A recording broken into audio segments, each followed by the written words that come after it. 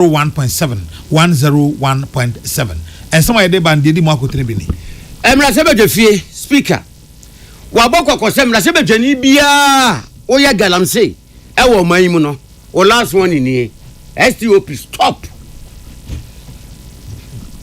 na ono bo anodom pre ense wo madu adire emra se bedwani na wako speaker wako bona mane se ena vetting committee wo mko asetena no ade bi si na ni nye ho eni pa bi ya no so dom tugu no se na mfunu so wansena po bi was speaker here Akan. Today they've invaded the place again and have driven away all our staff, claiming we are supposed to make 1 million. Now Minister for Defense Mampenia Bonidin Dr. Manebuama eko vetting committee ema wo mtoto na no na wakaza se wo your mind back anoye timamuni na asem bibin wo so e kire wo so enfoni ntire bebia foni kire police station Oliver Vomawo an appointment committee actual letter e dia from mama ton sa fra ne se wo mu hia no na set o ma setena a wo mo be kofiti wo kina eko na kwa wo ko nyese bia ya boni din se wo ba be minister na mom na no akopatre akoka dia yenka want to place it on record that myself and the committee members do not demand money from any nominee before vetting and approval. Now, Minister for Youth Development and Empowerment, Giorgio Pariado, what Nesatia aka former Kanatacha Maswach Resoro, aka Sebi, Nabacha want to interfere, and no better so National Service personnel, Wamala wants no a delay, Wamocha Yama, wasn't Yanabreso. At Watcha. Now, Akan Ghana Port and Harbours Authority, Mayafo. And now, one do a mother said, I to speak and say, one must stress speaker, pa baby, you need it, or the Mujimua. Wamadin Yadi and woman Sabeka. As some become when you may assume Kunya Madaroma, Yade as some more. na yamfa sede woman Emma Oson's chemist High Sense Ghana Dolphin Roofing Budget Cash and Carry and Raoul's Pharmaceuticals. Sanyu mekuada Roma na oti enkan nwumre. Yana oti enkan eyeme na ya okese ena. Ohene na Kwame Amo.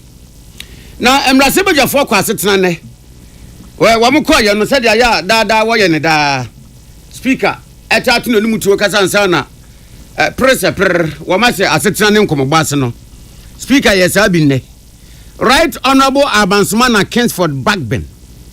Wasa se kasa ye no se ade yi a ye di nwagro ye di bonkro no won ya ye ne by the fireside a ye twa nwusi a ye mpe ehun anamon entu asese ehun no that bia be chenchen bia di ewuo galamse asem no woken o se galamse nye enyenyenyenyenyenyen na se ya hwe na ye ntususa aye fata na ye ntu ase a ebe ha ya setena ye nu onam so no se ehwehemu ada ne di se emrase bedwafo bi eye galamse ni bi wo mu do mu ho agim se kurase brass band ema MP mu a wo se obeme semra na emra kutia sa de yi na wu ye bi speaker se won kan tenten eye nema mienu wo mrase bedwani a wo ye galamse ni bi no ida se wo benya adwensa tira na wo be ya fast ejai atun ho afrim na said the pilot or run and say free yes no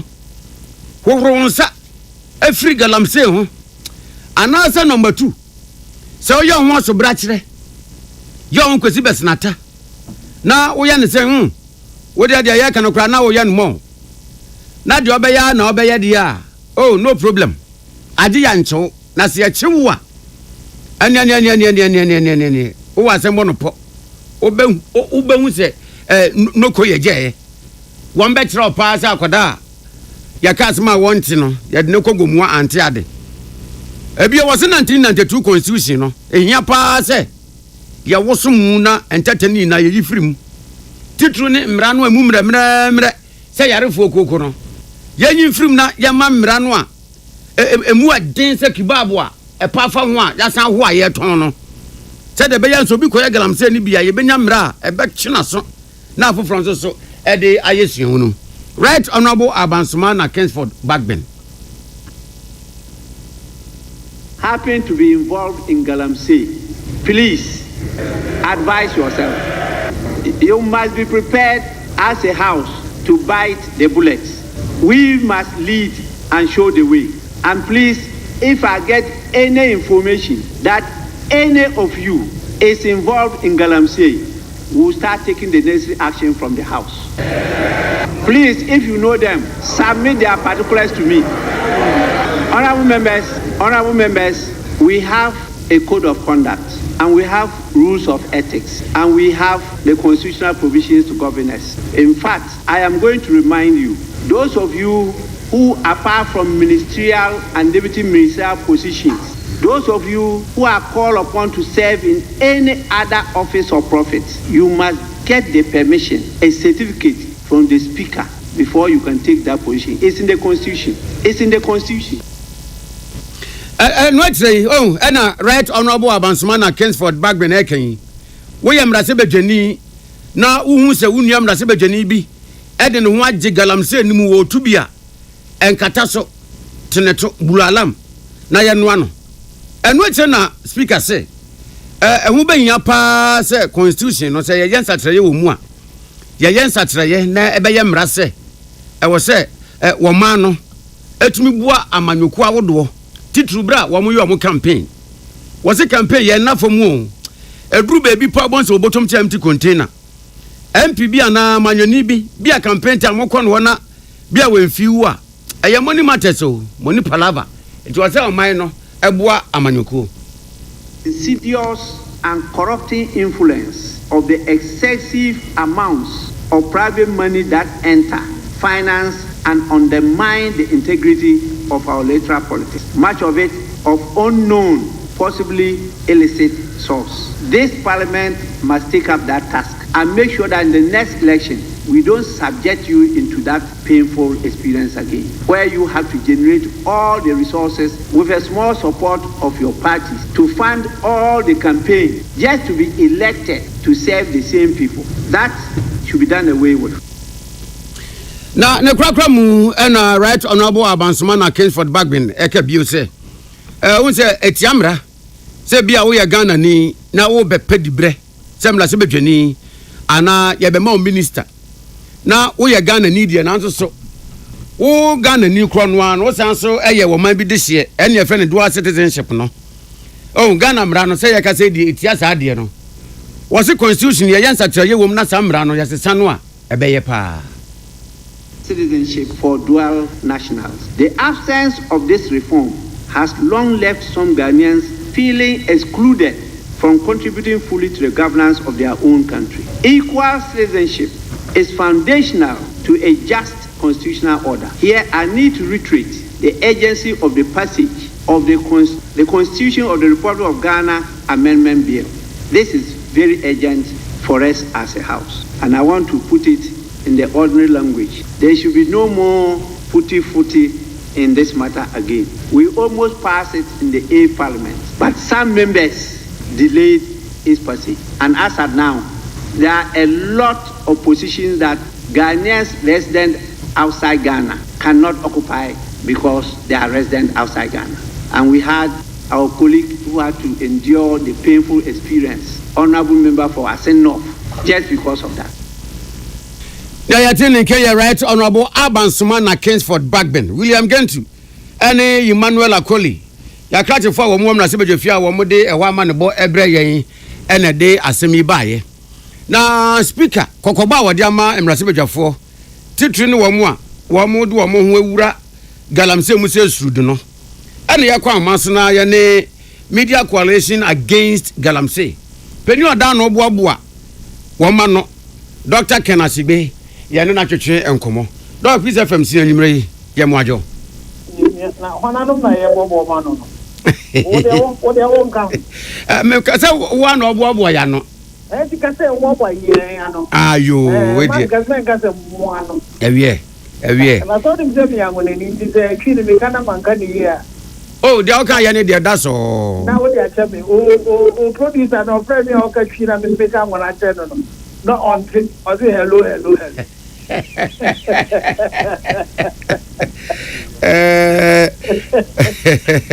Oh, we can watch a beauty in diversity and variety. Oh, sir. So It's a pepe. Yes, say assassin. Yes, say you. Assassin, come on, Uncle Boy, dear my. Yeah, interest you.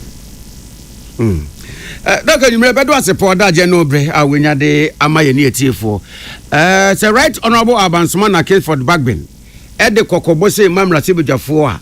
Media say when media won't, when media watching in Edna Bibi so. Says the Tibia, no, says Rasibuja 4B, Ed Omuaji Galamsemu. Media coalition against Galamsey. You bet me I can people. SAU. I don't say about the HSM Rasibuja 4B. AYB. Aya, speaker, last government, or Bobo, we, Manchester Bridge for Obomo, a Bimuka. I don't want a Samoka, almost for beach. Ah, almost yes, Jomuye. Now, me assure in the coming day, now, we share Professor Foucault watching. Me report or the buyer na yes say Galamsey for be I win to see I win Krabaton so MP no dey on kan ho dey na from information I am journalist on the ground and everything NBC for no mo share kwai no mo say kwai no e bi no so no say but no see on kan na yam pa Galamsey ko aye ku yi enye nkofo na obehu amana no pe no mo kan ye won penifo akukwa dama almost share it and na crano the minister designate no kono kai said that influential people almost in the president ne ka say obama kofa ya chom for Galamsey obama we pie no because of person time for be chom ampa in the MP me I am pretty sure say e bi wo mu a almost inside the issue. Then the only thing is that you will need the evidence, incontrovertible evidence, and so on. But the speaker, no, or you're the third most important person, or what you're man, obey security briefing, obey intelligence briefing, in Twitter, or come in this year, or a word, and the name, season, Oka Sassam. Now, Doc said, Osha said, I will say. I feel chumu no speaker Akan bibi say ya na wasanso aba besi bi no dia wo biti kokobo atoso mienu a we bisa ne say enkosi da ben na we will walk the talk ye be ye free ebe ye kata nko na yetu wan anamon well I don't see no I'm saying you do baby because from 2016 December adi hu koko 2017 April May mu na president former president and presidency betu so ya kunsa ye no kunsa kun 2016 2017 2018 na ebeti aga na be o mu ni obaka ho ma ye hu se minister for land and natural resources ono kwa ba ni wan di ba ye o be kan se akonta mining director ba ko MPP for Ashanti Regional Service or can one or body was stand on the reference with them. Ya tissue, but said they sorry waka August ya besinko.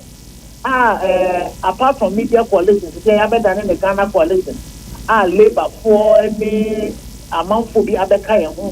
Ye are sorry for Roman Poker or Kanka. I saw for no almost a so much. We are yet sad year because so many. Baby, I get to know. I say yes, I have you.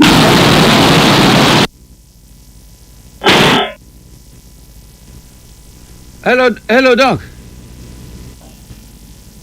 Hello. Yes, I'm about to make a. Me patcho me to one cafe de me tipa. I didn't show mu to man. Me see ya. Ghana coalition against Galamsey and labor ni catch man penifu dada be saying say on making sure they declare state of emergency. We use you so every quiet keep.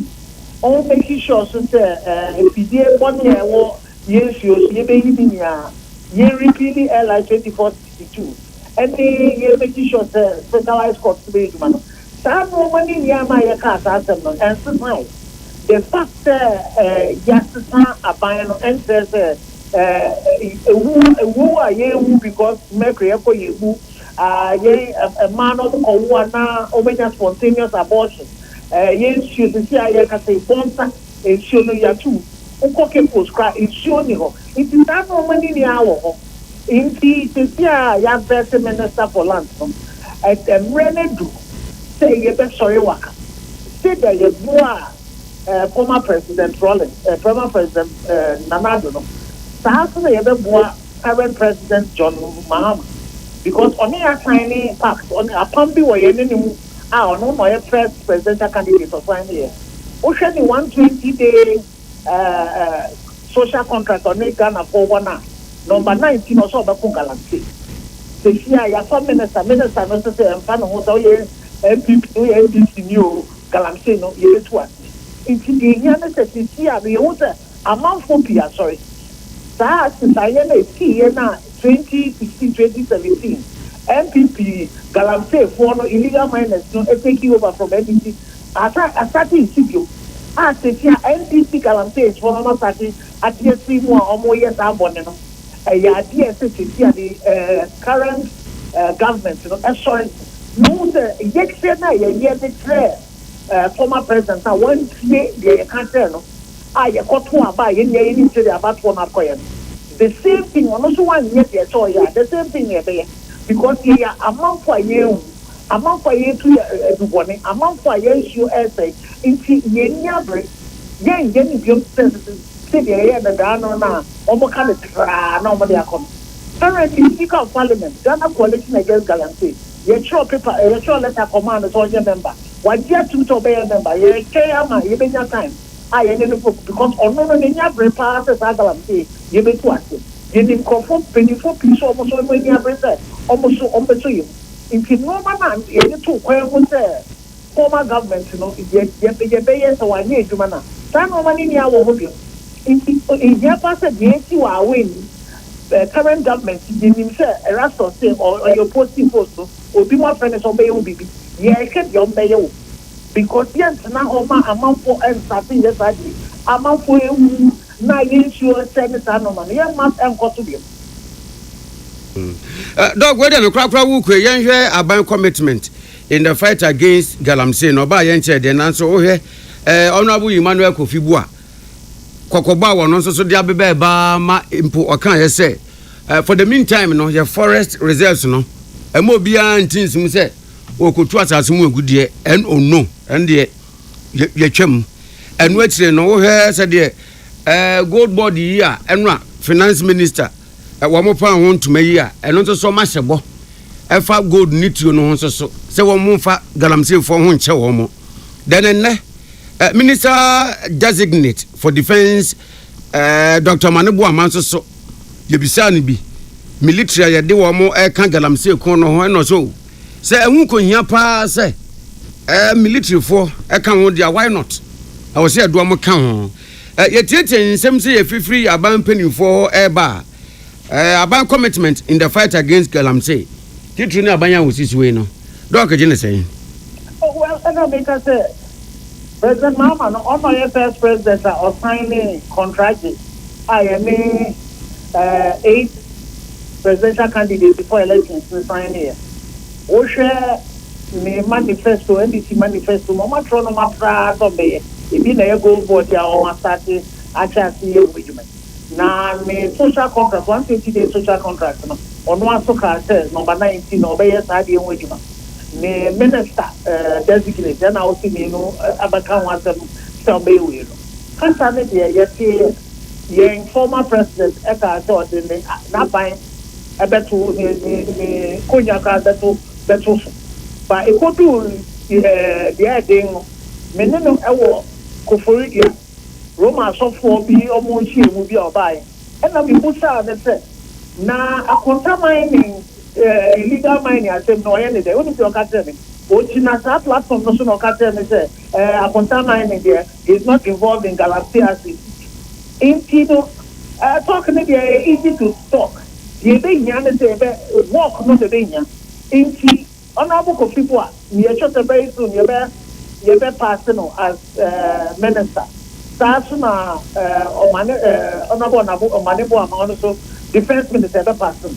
The American almost say actually say I win area hono 3 of the forest reserve amount for people. Yes, see pinum crowd omoye NPC for omukusa we quiet.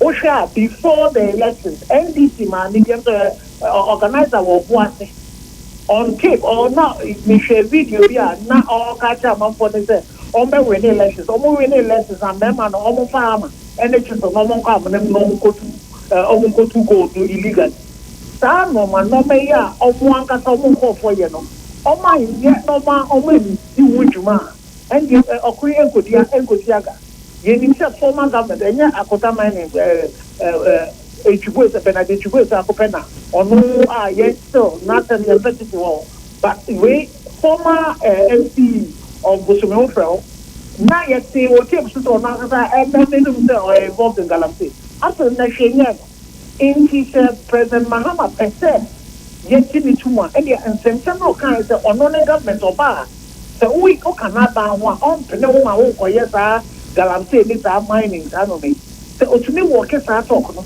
na ohun no anko fa omo kasa de hu na onu ochi omo so maso eno ebebema obi ehun se ade and ye e boy am nti ya me meka ne se ye media for no ye se me be se peace from me joy from peace munya mo start and set pace no ye increase pace no na ye ma current president do se okun ye ne no ye de ntum ye ntum abebo ne ntum no akun but one quam boy, yam to now emma, yamai and boy. In the season, and business order, I am sure my penny own issue. And the minister basically a cow or betting. Yeah, on as executive instrument. No issue now, police to form penny for or more our way, or more all those communities. Almost I know may economy. Yet, trauma, yet making sure that of the mind gate, you bet trauma soon. Now, honorable Manipo Amaka, and then the person say a 2 baby or Kuno air or Kukasi. I am police from Quine to Minko. It is honorable people are say, you should river gardens and they are because last year the 2 baby are still regional minister. O two in conformity test to Munko Akoya Galaxy. Obuko do home conform a chill kitom, almost inside. If you do baby, obey your police for some member. Police for no corner, almost the next one. And so one put a soldier for the back. Baby, what Monday before only almost amphibious vehicles from the coast.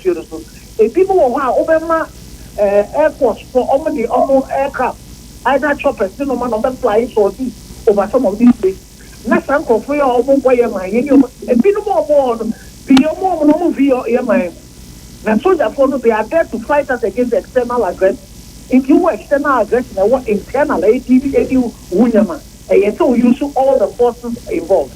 But you need to idea and you are trapped for pen and say you make Ghana or Bayananka good governance important. And see making sure that you are here for not be a trouble and pass among for our community will be a normal back.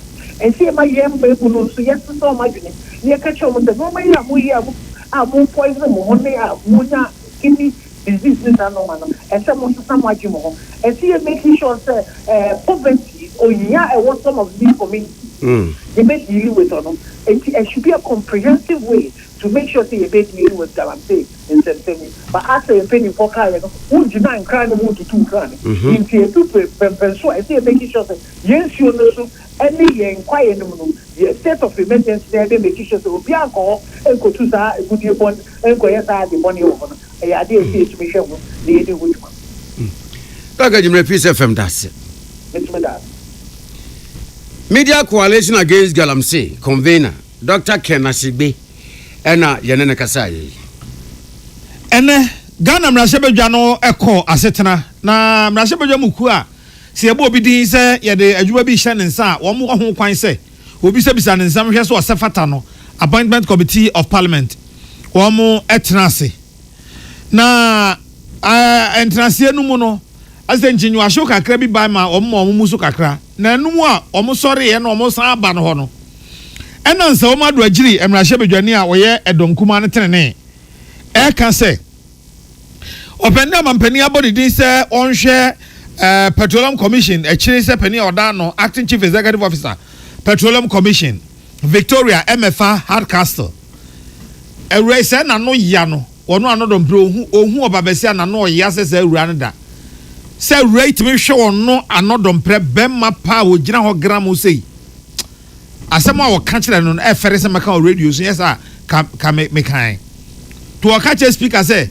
so obabesia pa no timi ye ya say dia na speaker mfre no no nka bibi enkyere maame no esa obanka sasa not taking any action. People think they can subject Parliament and turn Parliament into a punching bag. This is unfortunate. And I'm told she's a lawyer. I was surprised the attitude she put up. Because I am respectfully bringing this to your notice. Further invite you, because pending the formation, I'm fully aware we have not constituted our committee. So pending the formation of the privilege committee, because I am inviting you and making pleadings to you. And I know you are one person, you are very passionate about Parliament and the respect that we should command in society as an arm of government. I'm humbly inviting you to make consequential orders to ensure that this matter is dealt with ultimately. I am a man who respects womanhood. So in the face of extreme provocation, I just kept my calm, I kept my cool and walked away. But this abuse is a potential abuse on any of us in this chamber. And I invite my colleagues to speak in corroboration, speak in support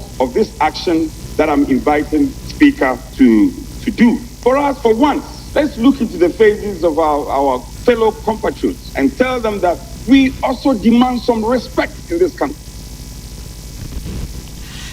Frank Ano Dompre, catch a speaker say me obi a mi buma pa. Ento array na no ya o de ba mi so nyina man ka hwe ankyere no hwe din na speaker say sasem we wan fa ho anyim obi ade yanim betwitwi fom obiara biara de yanim betwitwi fom this sasem we me frɛ o pa say tunansi sasem we so na ka bibi na de na wura ne ye na aye me ya pa sa na me se me nuanom na hyebejafo say obo nyina nso mfa o ma no ento sasem yi emu eno no so afo hwe ngoma so aso onmunyamfo Haruna Idrisu esre onmunyamfo Frank Ano Dompre say o we de say oba oja ne nan egu na so a ye hohoro ye ntwa entwene ye nsensene it was sere no a say rana pachew nti Ano Dompre ehunu mobo don fa ne fom so je no. He feels damages his standing and reputation as an elected member of Parliament. Mr. Speaker, as I listen to him, we only can appeal to him that we share what the Honourable Member for Damangu said, that this House must stand united, indeed unanimous, in condemning the conduct and in demanding an apology and a retraction of it, but to persuade our colleague not to pursue further, wanting this matter resolved at the Privileges Committee. Mr. Speaker, the mention of it even on the floor of this House will send some warning to the public and non-members of this House.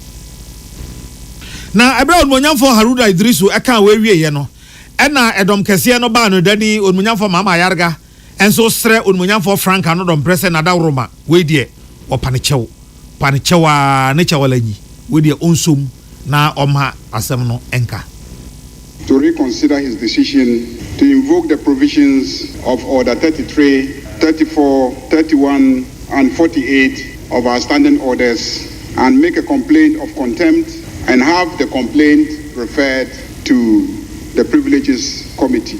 That's an appeal. That's an appeal.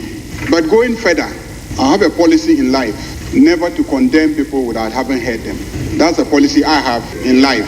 Mr. Speaker, under Order 34.1 of our standing orders, when a complaint is made, you may direct that it be referred to the Privileges Committee. You may. You may also give other directives. It is not that you shall, but that you may.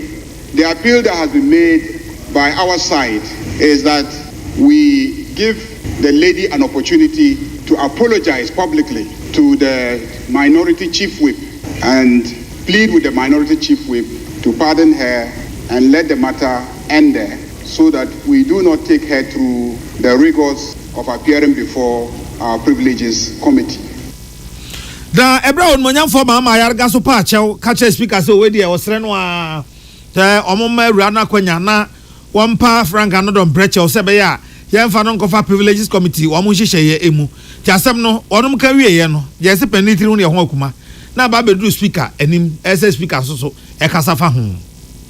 So the backbenchers. It's a matter, I believe, in the circumstances in which we are, they fall directly under my duties as the Speaker of Parliament. And so I've heard the complaints, I've listened to the comments of members. I will proceed to invite the lady concerned and to personally go into the matter and take the appropriate action. As at now, I don't have before me a lot of determining facts, and so I have to inquire into it myself, because we don't have the Privileges and Immunities Committee in place. And definitely, if you read your standing orders, you will see that that is one of the areas that you have reserved for the Speaker of Parliament. And so I will take up this matter myself and I will report back to the House, because I will grant opportunity to the complainant and the suspect.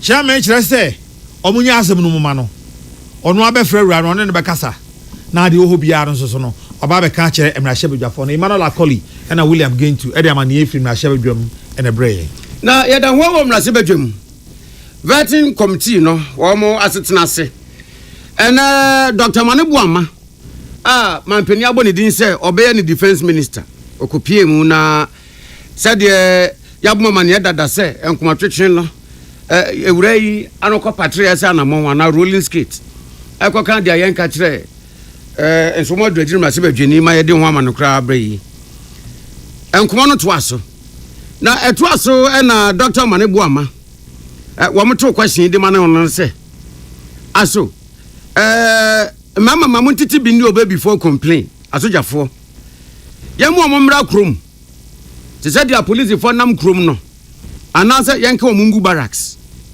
anu yi ɔde ma yɛ ne sɛ ɛba no akra ne agapade ho bambo ɛne sɛ yɛde mra bɛyɛ adwuma na yɛbɛhwɛ sɛ obi abɛdi mra so a ɛyɛ police for asɛdeɛ ɛne ɔmasedie wɔn nsɛm ne hyɛ na sɛ kɔba sɛ edrum pempenso bi na sɛ bi ɛto de den a na police fo ankasa bi wo ma no ka sɛ bebi edru yi de wo mu behia moa ansana ya ne mema mamontiti bi ni oba before complain asrafo akasa na wo ma bɛko wo moa ante sa de a ɛba no sɛ yɛmfa mra nyɛ adwuma yɛni mra so yɛmmɔ akra ne agapade ho ban anase timamuni bi wo bi de ne fa kwan bi so a ɛyɛ sɛ bi kotoma me hwɛ to kwan bɔne na wo pe baby di afa we no be no kef police station straight. We need to understand the doctrine, the philosophy of a soldier. They are not trained principally to be enforcing law and order in the way that the police personnel. I mean, I'm very sure you agree with me that throughout your stay as the Minister for Defense, you hardly came across soldiers who were holding handcuffs. And I'm very sure right here, that is the situation. You will hardly find a soldier who is holding handcuffs. You should tell us what their training is when it comes to even arrest. And so we should be careful not to push them immediately. There is an issue to be addressed. Police must be the first point of call. To the point that the police can do it, let's allow the police to do it. If it becomes necessary to draw on the Ghana Armed Forces, it should be a limited operation because of the shock and awe that the Ghana Armed Forces visits, even when they get to town. Now, and which day, and as a Mr. Tosumienu, what we said, Dr. Manebuama say, Galamse Kunya or Mano, Esai. Ayatin time, some punch and talk. I said, I yet away by way, Sakoda Boniason. Sagalam sent to Quay, a woman yasa, a bema military for do a moon Jim. Now, what my boy will corner. And a Dr. Manebuama say, I knew ye no, and to me, Anne and Nadabi. The Ogidian say, I was say a pet control do, and him deforcing Kunya say, so I dance not your pet Quanya. Yade galamse no ebe faso na se ekwanya yade faso etu ase no se bia ekoduru beebi na ekwan no yere a anya se wo mo hedie ne adoma jim. Reclamation, providing alternate livelihood and programs and all. When we are clear to the people that these programs are ongoing and they are going to yield the needed result, you'll be surprised that once you are showing people of alternative livelihood programs, you may be able to reduce the numbers and the police may not be that overwhelmed. But even if it has to get to the point where you have to deploy soldiers, there are Central Commission. Wɔn yɛ bias. Na kyerɛ sɛ wɔn mu nyinaa mfimfini. Wɔn ayɛ sɛ referee a wɔyɛ awam. Wɔn awura akɔ akɔgyina amanyokuo bi akyi. Ɛne no kɔ nnakra nna. Ɛno da nkyɛn yi a wɔbie na no aka kyerɛ Electoral Commission sɛ wɔn yɛ incompetent. Na kyerɛ sɛ wɔn adwuma nso ani. Wɔn hu wɔn adwuma so ɛnyɛ. Wɔn adwuma na yɛ kofiriko mu asɛ kwesi amankwa Kristo som no ayɛ something which is the bibi ɔwɔ wɔn wɔn adwo wɔn nsɛm ɛna biewu wakanda sɛ Electoral Commission wɔn adwuma wɔn yɛ no ɛyɛ criminal pa ewudi sɛm pa ɛna wɔn adwuma wɔn yɛ no ɛyɛ criminal pa ewudi sɛm pa ɛna wɔn yɛ no anu yɛ Dr. Omanebo Amadema ayɛ sɛ ɔnfa wada pempen wɔsi ni pempen gyengen ɔdɔ agu ni gyen wɔsi ayi wɔkan na wɔkan yɛ a ne nyina so ni. People were transferred from their polling stations to different regions, not even within the same region, without they appearing to transfer. Bias. There were several times that we raised issues that we felt could have easily been addressed. And sometimes, as I watched after December 7th, people struggling over seats, I said, look, if the Electoral Commission had listened to us and had dealt with the 3 pink sheets that were floating, we may not have had these issues on our hands. But obviously, the EC will not even listen to us. As we speak, we requested for a forensic audit of the voters register and the IT system of the Electoral Commission. They never agreed. Dr. Omanebo Ama, and I'm Penny John Dramani Mahama Abonidin. As a no defense minister and no converting committee as a time moment to turn no and se misania no yeni bi and a Emmanuel Akoli ni William Gain to Cabo Mua or Madam Roma or Media Bray Numre. Na appointment committee ya ne onomo ekwa setra bra wo mo ba baby service onmunyam for Dr. Edward Kofi Omanebo Ama ensem no ena titrani no e de beto dwa se owura bi abo wonom sobo owura bi a o se ye frɛ no Oliver Baka Vomawo na sa krachi kire se sa appointment committee no amoti ho no momo ne kraye dream pa e fe say dream na sam ne se se ebo obi din se omra no omto na no a ansa na nipa no beba ho kra no na o madi kan je ahye om ho so ma ni kan nya ahye om ho pa de na oboa ensi fie ho na wa kra ko no se obesi fie ho ti ebo din pe na why ahomboa na ne wafa ase ko de na adeko dia na adeko agi so de adamude ko ansakra na omo aveto na sasem yi a wokan yi ema anye mrashebejafo ne de kra ema titrani a oti appointment committee ano ononyamfo Bernard Ahiafo eka sasem yi e de ekire ekuo no appointment committee no ka kire omo se ne sent no wato sa de afre sa krache no a se afre no Oliver Vomawo no se nyame yadoma wo kyena omra mapie ewo appointment committee no anim na afa asem bi e ho no omne ne nche. Of the appointment committee will be tasked with corruption. Our attention is drawn to the media statement by Oliver Baker Vomawo to the effect that one, the majority members of the appointment committee have been demanding money before approving the nominees, and the chairman must submit himself to oral. Let me place on record that I am ever ready to submit myself to oral. The second aspect was to the effect that all the committee members are taking money from the nominees before vetting and approval. This morning, instead of starting vetting at least by 10 o'clock, we recall into a conclave to deliberate on this issue. We need to stop certain attitudes. So therefore, I, Bernard Ahiafo, first Deputy Speaker of Ghana's Parliament and the Chairman of the Vetting Committee, wants to place it on record that myself and the committee members do not demand money from any nominee before vetting and approval. Na ensama regime na shebe dwani on monyam for Frank anodompre so kire se ade akrache ne ye nani anye ho kra wadwa pa ahye na bufu pa. It's lowering our reputation as an arm of government and an institution of state.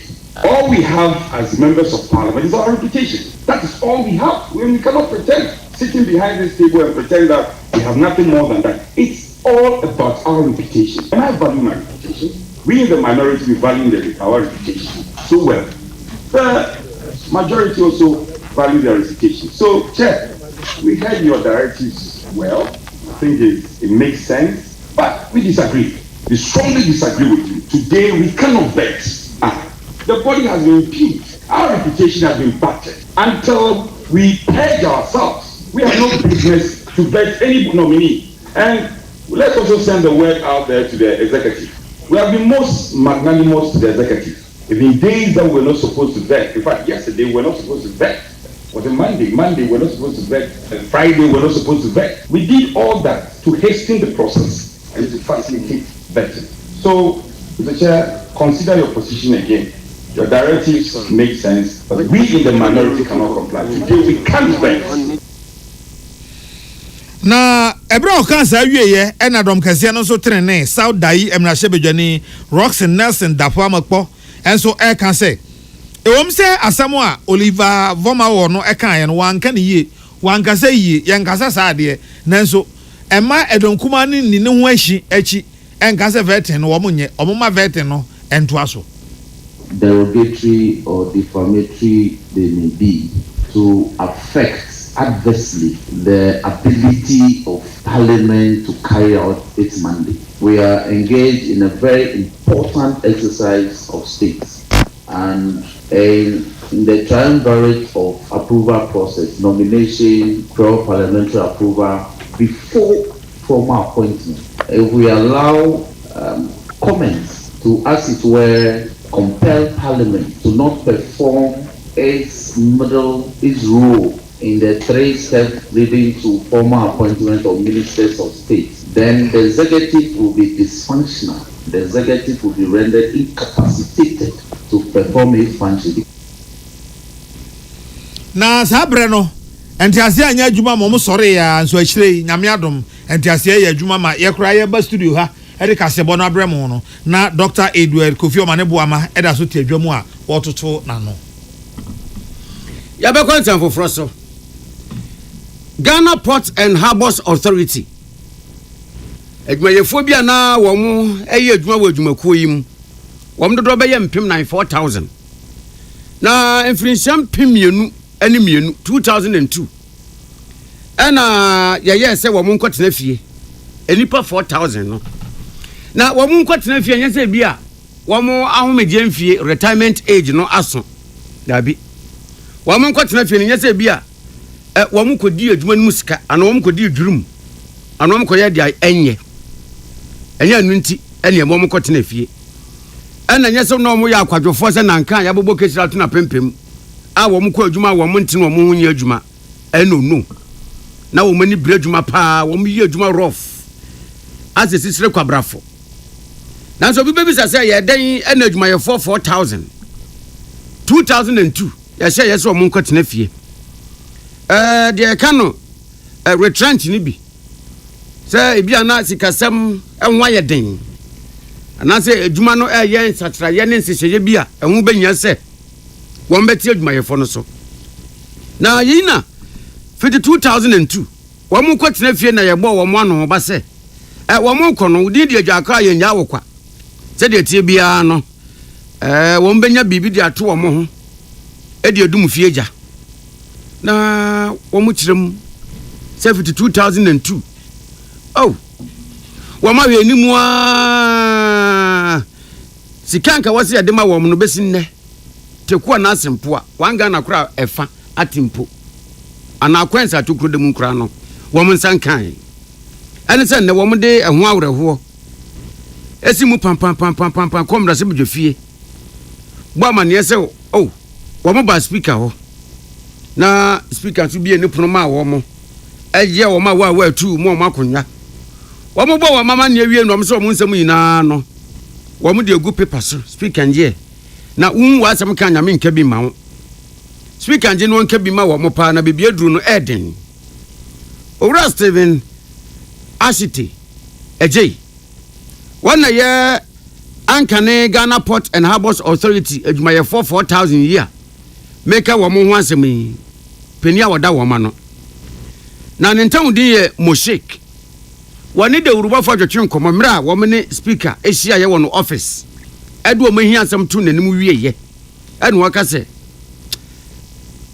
ewiasa yɛ den amɔ paa sɛbi wɔn mu ntumi ntɔ wɔn akɔnɔ de akura nni wɔn mu pii nso so ebi die sun ne awerɛhoɔ akɔda din ɛwɔ United States of Asamado wɔse Professor John Evans Fifi Atamils a wɔnya no baby kɔ ɛne kanema mpani na nadoda nkɔ akufo ado nyinaa wɔn baayɛ no obiara atwa sɛ bi to hɔ ɛyɛ sɛ gapoha mpanimfoɔ hwɛ nanka deɛ sɛ wɔn no yɛmfa ma wɔn nanso so obiara nya asɛmpoa mpo yɛatua nipa 5 nipa ne aka no yɛntua yɛ nkurɔfoɔ wuwu nkurɔfoɔ yare nyamamo ayɛ die ne nipa bɛdi krapo no ɛyɛ problem nti President Mills Emma order say yentua ye